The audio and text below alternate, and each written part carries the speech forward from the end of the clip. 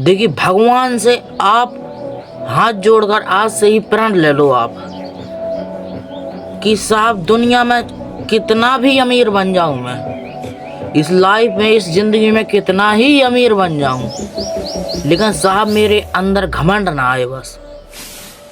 अभी आप 10,000 करोड़ के आदमी थोड़ी ना बैठे हैं। अभी तो आपके पास 500 हजार रुपए के लिए तरस रहे हैं। आप 10 करोड़ के आदमी थोड़ी ना बैठे हैं। और देखो साहब, कुछ भी जहां भी क्यों ना आ जाए, लेकिन साहब घमंड ना आए बस घमंड ना आए साहब। जब आप नीरज शास्त्री को तो जानते ही होंगे, जैसा कि मैं आपको बताने वाला हूँ। एक नीरज शास्त्री बचपन में 135 किलो वजन था उनका, 135 किलो वजन था।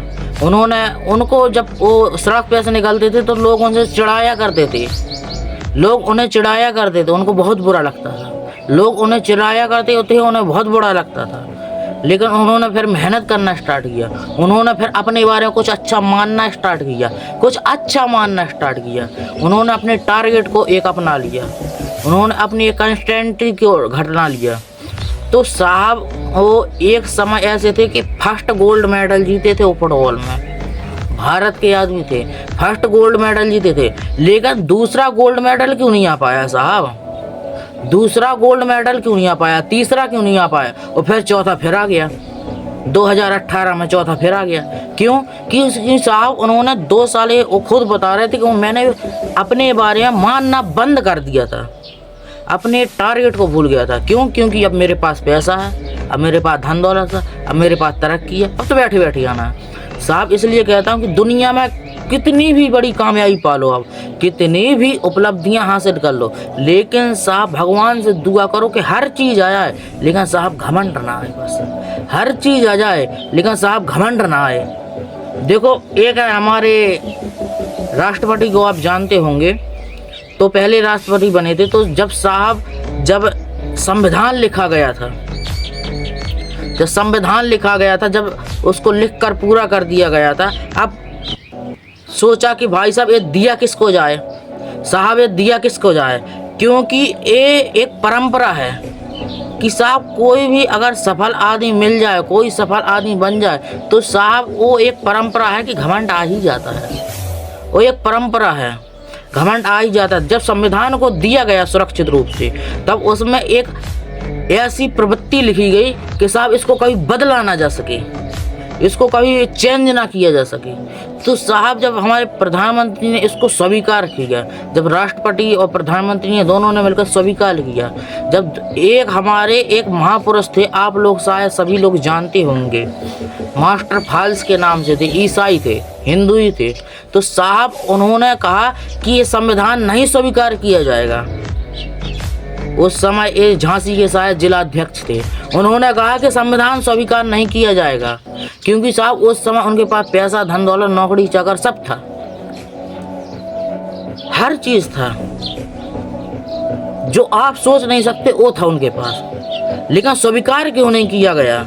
जो भारत के सबसे बड़े पढ़े लिखे आदमी डॉक्टर B.R. अम्बेडकर ने लिखा था संविधान, लेकिन स्वीकार क्यों नहीं किया गया था? कुछ दिनों तक तो रुकावट आई, बहुत मुश्किल में संविधान को स्वीकार कर लिया गया था।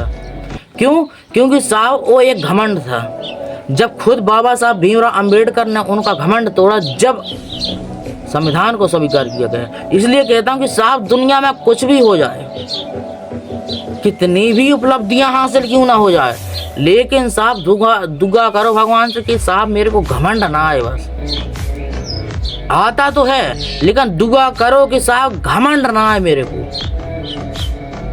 आजकल क्या होता है, आपको क्या लगता है कि दारू पी रहा है, उसको पता नहीं कि मैं गलत काम कर रहा हूँ। जो एक बहुत बड़ा ही उपद्रवी है ना, जो एक बहुत बड़ा ही एक दारूखोर है, बहुत बड़ा ही नशेड़ी है, उसको पता नहीं है क्या कि ये मैं गलत काम कर रहा हूँ? साहब उसको 20 गुना पता है, उसको दुगना पता है कि साहब एक काम बेकार है, फिर भी वो करता है। उसको पता है, उसको अपने मानना पता है कि साहब ये काम बेकार है, लेकिन फिर भी करता है। क्यों? मानता नहीं अपने बारे में, मानता नहीं है। उसको कह दो कि दारू यार पीना बंद कर दिया, शराब पीना, अल्कोहल पीना बंद कर दिया, गांजा पीना बंद कर दिया, वो कहेगा यार मेरी ये दवा है। वो कहेगा मेरी दवा है। क्यों? क्योंकि वो अपने बारे में कुछ अच्छा नहीं मान रहा है ना, उसको उसी में घमंड है भैया कि भैया मैं दारू पीता हूँ तो यार मेरे कोई आदमी क्या कहता है, मैं जितनी दारू पीऊँ मेरे जितना पी तो ले कोई, घमंड इसमें देखो। 10,000 करोड़ का आदमी थोड़ी ना है वो, अभी तो उसकी औकात मात्र 50 रुपए की भी नहीं है, लेकिन क्या कहेगा मेरे साथ बैठकर कोई पिए तो, मेरे साथ बैठकर कोई पिए तो। मूवमेंट वर्किंग जब काम करता ना, माइंड को एक इतनी सेल्फ मेंट में डालो कि साहब वो माइंड अपना गुलाम रहे, ना कि हम गुलाम, ना कि हम माइंड के गुलाम। साहब अगर सफल होना है तो माइंड को गुलाम करना भी सीखना होगा। और जब माइंड को गुलाम कर लिया तो घमंड आएगा ही नहीं, घमंड आएगा ही नहीं। और साहब एक बात ये भी है कि घमंड जरूर टूटता है, घमंड टूटता भी है। इसलिए साहब भगवान से दुआ करो, तुम दुनिया में कितनी से बड़ी उपलब्धि, मूवमेंट या ड्रीम पूरा की मंजिल क्यों ना मिल जाए साहब आपको, लेकिन कभी घमंड ना आए, लेकिन कभी घमंड ना आए। क्योंकि साहब घमंड एक ऐसी चीज़ है जो इंसान के सेल्फ में इवेंट को घटा देती है पूरी।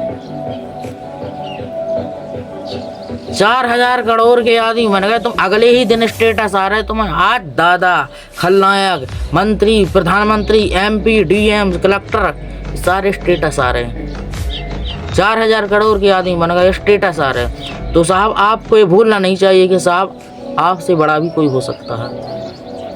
आप करी है आपने मेहनत, लेकिन साहब जायज़ है कि आप साहब घमंड से दूर रहिए, जायज़ है कि आप घमंड से दूर रहिए। घमंड कौन करता है मैं बताता हूँ कौन करता है। घमंड किसके पास आता है मैं बताता हूँ किसके पास आता है। घमंड उसके पास आता है साहब जिसके पास उपलब्धियाँ हो किसी चीज़ की। मात्र एक यही संसाधन है कि जिसके पास किसी चीज़ की उपलब्धि हो। उपलब्धि किसकी? कि उस उपलब्धि के बराबर कोई काम ना कर पाए। बताता हूँ कैसे। अगर आप एक छोटे मूवमेंट में देख लिया जाए तो आप अगर शराब पीते हैं और आपके जितना शराब कोई नहीं पी पाता, आप अगर गांजा पीते हैं आपके जितना गांजा अगर कोई नहीं पी पाता, तो साहब उसमें ही शरत मिलाने लगते हैं कि मेरे जितना कोई पिए तो। हाँ सच्चाई है, मेरे जितना कोई पिए तो। लेकिन कभी मैंने ये नहीं सोचा कभी कि साहब अगर आज तब लाइफ में मैंने लगभग 2 करोड़ रुपए की दारू पी ली, 1 लाख रुपए की दारू पी ली, कितने की भी दारू पी ली, उसका 50%, 50% अगर वो बिजनेस में लगाता तो साहब एक दिन उसका दारू का खुद का ठेका होता। जब दूसरे के ठेके पे जा रहा खुद का ठेका होता। पता इंसान क्या करता, इंसान दूसरे के ऊपर निर्भर रहता है। ये आज की सच्चाई है, दूसरों के ऊपर निर्भर रहता है कि साहब यार अगर तुम अमीर बन गए तो हमको कुछ रुपए दे देना, लेकिन यार हम एक काम नहीं कर सकते। सीधा बता देंगे हम एक काम नहीं कर सकते साहब, हम ये नहीं कर सकते काम। क्यों? क्योंकि साहब यार हमको डर लगता है, हम बोल नहीं पाते हैं यार, हमको बहुत डर लगता है। तुम करो, हम नहीं करेंगे, तुम करो साहब। क्यों? ये होता है साहब BPL आदमी, तुमने सुना है ना? ये जो BPL टाइप के आदमी होते हैं ना, ये साले ना कुछ करते हैं ना वो तुमको करने देंगे, ना कुछ करते हैं ना करने देंगे। उनसे कह दो ये काम करोगे, नहीं सर यार तुम करो यार, हमसे कहाँ पर होगा यार, हमको यार मज़ा ही नहीं आता। और साहब अगर आपको काम में मोहब्बत नहीं है तो साहब आप काम कर ही नहीं रहे हैं। आप घमंड कौन नहीं करता है? ये सुनो, घमंड कौन नहीं करता है? घमंड वो इंसान नहीं करता जिसके काम में जो को काम कर रहा है उसको अपने ही काम में मोहब्बत हो, वो कभी घमंड नहीं कर सकता साहब। जो काम कर रहा हो और उसी काम में उस लीडर को मोहब्बत है साहब कि साहब एक दिन मैं जरूर करके सफल होऊंगा, तो साहब वो कभी घमंड नहीं कर सकता, उसके अंदर कभी घमंड नहीं आ सकता। रियल सच्चाई कि साहब जिसके सपने में मोहब्बत नहीं है उसके अंदर आता है घमंड कि साहब सपना कुछ नहीं हो, एकदम से बन गए तुम अमीर आदमी, 4,000 करोड़ के आदमी बन गए, अब आ गया घमंड, दादा अब बन गए अमीर आदमी, अब तुम हो गए घमंडी। साहब जिसके सपने में मोहब्बत होती है उसको कहीं बाहर निकलने का टाइम ही नहीं मिलता साहब यार, उसको कभी बाहर निकलने का टाइम ही नहीं मिलता। घमंड देखो, अगर आपको सफल होना है, रियल बात बता रहा, सफल होना है तो काम में देखो मोहब्बत लगाओ, टारगेट फेंको अपना 100% दो। 3 बात हो गई। अगर आपको साहब घमंडी बनना है तो साहब कुछ काम मत करो आप। तो कभी कभार जैसे आपकी लॉटरी लग गई तो साहब फिर घमंड ठोकते रहना, आठ दादा आ गए, भागो भागो दादा आ गए, 4 पहिए से निकल रहा हूँ मैं, भागो। तो साहब तुमसे बड़ा भी तो यार कोई बैठा है यार। देखो, घमंड से बचना चाहिए, घमंड को अपनाओ मत, घमंड से बचो। जितना ही तुम घमंड से बचोगे साहब, घमंड तुमसे और बचेगा कि साहब इसके पास नहीं जाना यार, मुझे इसके पास नहीं जाना, मुझे ये बहुत ही खतरनाक आदमी है साहब, इसके पास नहीं जाना मुझे साहब, ये बहुत ही खतरनाक आदमी है, इसके पास नहीं जाऊंगा मैं। अगर साहब आपका कोई ड्रीम में, अगर आपके सपने में मोहब्बत नहीं है साहब, तो एक में एक दिन आपको घमंड होना ही है, लिख के ले लो। आपके सपने में अगर साहब मोहब्बत नहीं है तो घमंड होना ही होना है। कितनी भी कोशिश कर लो, कितनी ही मेहनत लगा लो तुम साहब, कितना ही दिमाग लगा लो तुम, घमंड होना ही होना है। इसलिए कहता हूँ कि काम में मोहब्बत फेंको, टारगेट फेंको और दिल दिमाग लगाओ और विश्वास ऐसा करो। जाते जाते टाइम में आखिरी बात बताना चाहता हूँ, गौर लगा कर सुनिएगा, लाखों करोड़ों की लाइन बोल रहा हूँ मैं, बहुत गौर लगा कर सुनिएगा, सुनिएगा मेरी बात। देखो, विश्वास करो अपनी पर कि साहब ये सपना मैं साकार कर लूंगा, विश्वास करो। लेकिन साहब कभी विश्वास में शक मत करो, विश्वास में से कभी शक मत करो। बिना शक के विश्वास होता है वही आदमी सफल होता है साहब। बिना शक के विश्वास होने वाला व्यक्ति वही कामयाब होता है, वही दुनिया हिलाता है, वही इतिहास रचता है साहब।